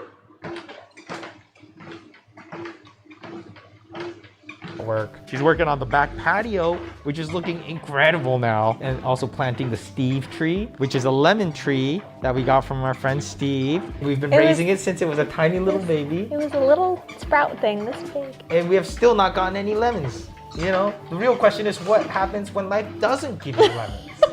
What do you do? Then you're really screwed. Literally got electrocuted while using an SM58. I still have that mic and it still works perfectly. I hope you're okay. Carrie's been electrocuted before. It's not fun. What were you trying to do with the smoke detector? I didn't realize that it was hardwired. It was going off in the middle of the night. Smoke She goes up to change it. This is like Oh, long it's like time better ago. upgrade. Yeah, like over a She decade got ago. shocked and flown across the room. Well, that's a little dramatic, but I did go to the ER to get my heart checked. Anyways, April was a busy month. I think May will be the month we really focus on losing some weight. You know? Because of basketball, I have been burning some crazy calories. Look at this. I'm burning on average 3,000 calories a day. About 1,200 from activities and 1,800 from resting. But then I go out and eat yummy food. Fat 56 Pat says I have done over 150 days at 8,000 steps daily minimum. Oh, that's really sweet. good. That's Yay. awesome. You should keep it going. Do you still play tennis, or do you get bored with it and focus on different things? Yeah, we still like keep a tennis bag in our car so we can go play. But I think the tricky part is like our schedules have to line up for us to play tennis because it's harder to play tennis by yourself. But basketball, I could literally drive past the hoop on my way home and just shoot until I get kind of bored or tired, and then I just hop back in the car and drive back, and there's very little coordination required. Like, I hope I can encourage some people watching to get a basketball, just leave it in your car, and whenever you have to drive past an empty basketball court, because there are probably more than you think there are near you, just try to get a few in and just start there. Hi Gene, how do you do consistency and motivation as someone with ADHD? Oh. That's a loaded question. Yeah, how do I? Consistency is definitely hard. I mean, honestly, I will say, like, when I got my Garmin watch and I started that streak of 7,500 steps a day, that was like a great way for me to prove to myself that I can stay consistent with something. And you have to have that consistent thing be easy enough for you to like do it over a long period of time. Getting your heart rate up makes such a big difference. It's so huge. It's something you do have to stick with for like at least a few months to really understand how your body feels when you're being physically active regularly compared to when you're kind of stagnant. Maybe I should do like a follow-up ADHD episode because it's been, several years since I got my diagnosis. A lot have changed. I learned so much and tried a bunch of different things. Some things work, some things don't work. But like the ADHD diagnosis is definitely one of like the pivotal It's almost up to like a life, 50-50 now. Like from that, I had like such a better understanding of how my brain works and nearly done being able to 300. kind of like work with it and kind of pivot it towards the direction I wanted to go to. So like one of the things I did was like, okay, imagine my life like 5 years from now. What do I want it to look like? What do I want my life to look like in 10 years from now? And then it's like, okay, this is my goal for 5 to 10 years from now. Once you have that like long-term vision, it's much easier to be like, okay, let me chip away at this a little bit every day. So I ended up shooting 309 times from the three-point line. And I ended up getting 94 of them, which gives me a 30% accuracy from the baby three-point line. So good little baseline for me to start at, and hopefully next time I'll be at like 40 or 50. Oh, it also says Frank's ball got delivered. Look at this, man. Oh, wow. That's a different brand from the one I have. I want to compare them sometime. Dude, this thing bounces like really well. It's legit. Let me see you drop it from shoulder height. Ready? Oh, that's a pretty good bounce. Is it quiet? Yeah, it's very quiet. Are you going to be a pro the next time I see you? Next time I see you, you're gonna eat your I think we might be done here. I don't want to be walking for nearly 2 hours like the last couple of times. I want to wrap it up before then. But this only goes for 8 minutes, so let's check this out too. Before I do that though, I want to share Where is it? Benjit's vlog. How do I get that? I guess through here. Go. Wait. Oh, I can't just. This will do it. We'll just go back and grab it. So, 1 second while I organise all this. Wait, stop. Stop. Stop. There we go. Alright. Oh, that almost hurt. Just need here. Alright, I'll throw that in chat quickly in case anyone wants to follow his vlogs, which are really interesting. His main channel's awesome too. I would highly recommend checking it out if you're into camera gear. Alright, cool. On to Mr. Casey Neistat. Oh, okay. When the laptop gets around to it, of course. There we go. Where is it? Where is it? It's 5:58 in the morning. There he is. There he is. Oh, look how bright There it he is, is. really. How you doing, man?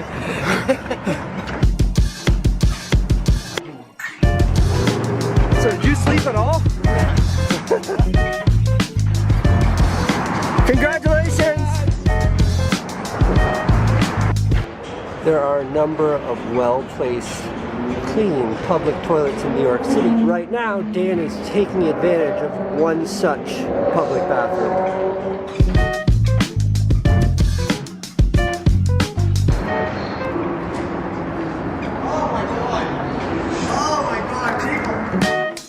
All right, Dan. Been a pleasure. Thanks for the miles. See you, buddy. Godspeed. So, 9 miles at an 8:26 pace, and that was today's day 697 of running every day. 697 days with no days off. Coming up on 2 years.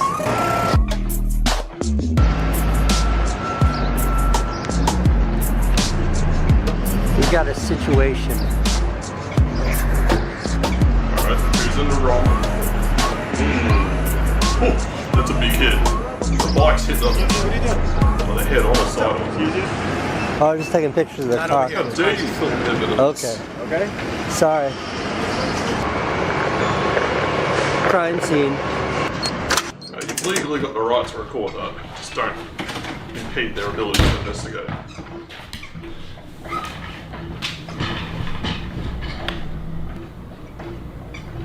What? Bacon, egg, cheese, salt, pepper, ketchup.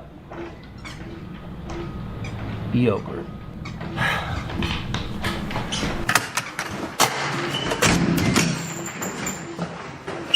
Yo.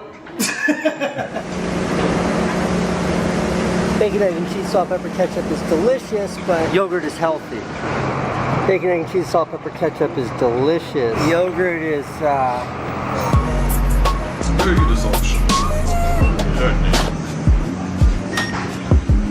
Morning. Good source of protein. Hey, how are you, brother? Long time. Long. Well, yeah, I was here yesterday. Yesterday? I thought it was in Bahamas yesterday. No, I was here yesterday. Chef, please, dame bacon and cheese on the roll salt pepper ketchup. Part of being an adult is not having anyone to tell you what you should and shouldn't eat, which is both an asset and a Self-control liability. comes in. Which I lack. People send me letters, like not all the time, but people send me letters. Sending an email is so easy. who reads emails You have to anymore? respect the hustle of when somebody takes the time to send you a letter. From 2012 till 2018, I kept and cataloged every letter that everyone ever sent me. That's what's in these binders. I don't know why I stopped. I think it just got to be like too much paperwork. Dear Casey Neistat, I appreciate the formality. I just wanted to start by saying I've been a huge fan of yours. I appreciate that. I wanted to do a project with you for years. I appreciate the letter, and sure, I'd be happy to make a video with you sometime. I don't know, Ethan, if you're like 8 years old or you just have the handwriting of an 8-year-old.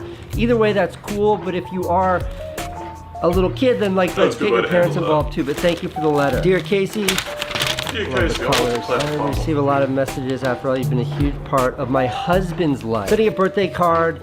If it ever makes it to your desk, could you write a short note for my husband? Woman sent me a note asking me to send her a birthday card for her husband, which I didn't get in time. I won't make it to him in time, but she gave me her cell phone number. This is a total stranger. Hello? Hello, is this Apurva? Yes? Hi Apurva, this is Casey Neistat calling. You sent me a letter? Yes, Casey. I have bad news, which is I just got your letter, so I'm not going to send your note back in time for your husband to get it for his birthday tomorrow. But the good news is I'm making a video and I'll post it tomorrow, and I'll make sure I wish him happy birthday in the video. Is that cool? Thank you so much, Casey. I cannot tell you how happy I am to receive this call.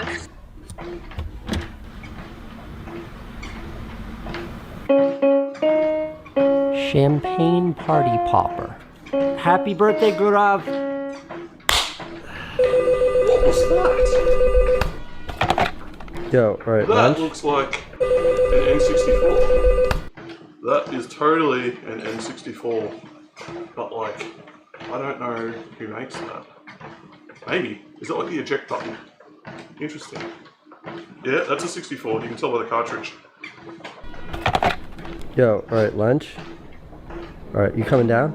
Okay. Someone would have just given him that for free, or maybe he picked it up himself. You want a party popper?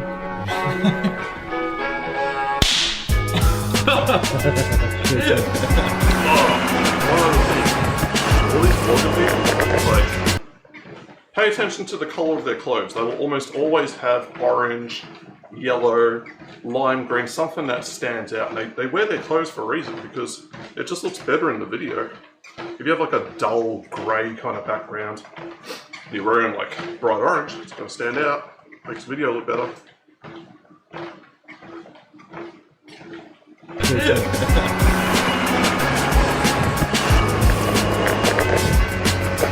What am I wearing?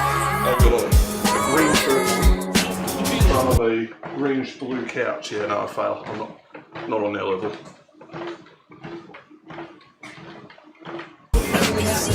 This one. Can I have the 7, please? Number 7, spicy? Extra spicy, extra jalapenos on that. Extra spicy, extra jalapenos. That's interesting. I know, That Texas superstar right now. What the fuck? Excuse my language. You should have told me. Now I'm hyped. Now I'm hyped. Brian didn't know I had a YouTube channel. Nice to meet you. Pleasure. Brian. Pleasure. Appreciate it. Saigon restaurant in Little Italy. My highest endorsement. Don't sue me if you fall, alright? You almost fell. You gotta hold. See, Luke should get one You of just these. don't push They're it like so an hard. electric You know lawnmower. what I mean? That would be sick. Like, it's the perfect thing to stream. You could have like along the rivers in Japan. Just with that, you go as far as the battery's going to let you go. Control the little remote. You could totally do it. There you go. You gotta keep your weight forward. Now roll it back, on the it'll slow you controller. down. Roll the wheel back. Casey. Casey, Nakai. Nakai. How fast can it go? 25 miles. Jeez. 1/6 times that is like... It's nearly 40 Ks.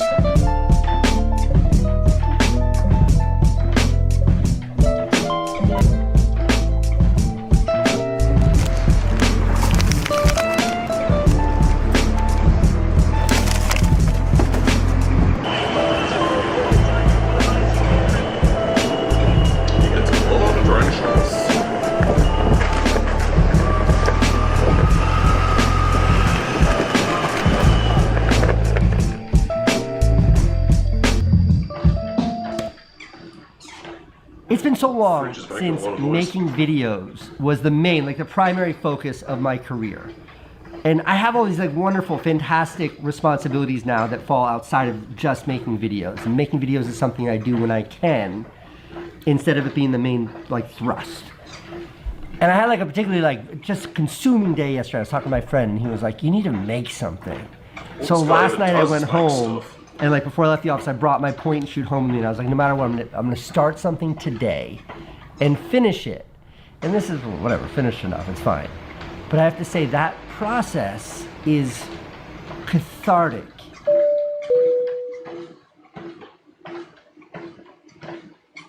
It is like, to finish something, and it makes me think like, one, how did I do this every day?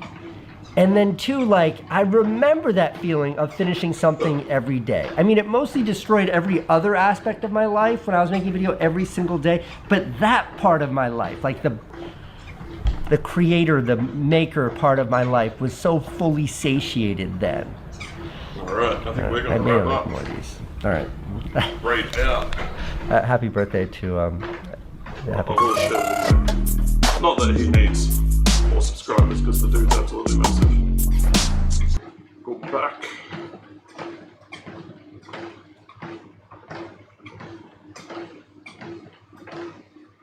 This is all the more difficult when you're on a treadmill. Go away. Wow. I don't care. Jeff Bridges called me today. Jeff Bridges called me today. Let's. Are we back? Are we there? Yep, this is it. Come on. One day I'll get a fast laptop, but not today. Alright, in you go. This guy's got awesome stuff. It's definitely worth checking out, like his most popular videos. He's done some pretty impressive things. But in the meantime, we're going to wrap up and we're going to rate out. So, let's see who's on. How long have I been walking for? Hour 45 minutes. It's happened again. I was only meant to be on this for an hour. I don't know how we racked up another 45. Damn. Oh, alright, let's raid Lex. Is there an easy way for me to do that? I say this every time, of course there is. We'll just go like this. He's not even showing up. There he is. Ozzy Gunny said, spring is good distraction. Yeah, it's like when I ride my bike. I always end up going further than I expect. So, nearly did 2 hours on the treadmill. That's good. Not upset at that. But we're going to raid Lex in Tokyo. He's camping with a whole bunch of dudes at the moment. He's with Akasan. He's with Red Dog. I used to spend all day on the treadmill with the K-dramas on. Oh yeah, you'd just be ripping through calories on that. Well, a K-drama's like 40 minutes an episode, so yeah, that'd be worth doing. But yeah, all these dudes are out in the, Izu Peninsula. They're camping at the moment. I don't know if they're still up or what they're doing. I just, we'll raid out to Lex because he's a good dude. Oh, there's a few people watching. They must be doing something. So give me a sec. We'll go that one. I have no idea how many people are in mine, but we're just going to raid out anyway. And we'll just say, I don't know, what are we going to say? Oh, it's already muted. Isn't that nice? Oh, it's just one person. But that's alright. We'll raid out to him anyway. When this thing finally catches up. Come on, laptop. By the time it loads, the raid's just gonna go. Alright, we'll accelerate it. Just say Intense 7 raid. Because I was in their stream before just having a chat, so good idea to do that. Alright, thanks for sticking around. I'll catch you on the other side.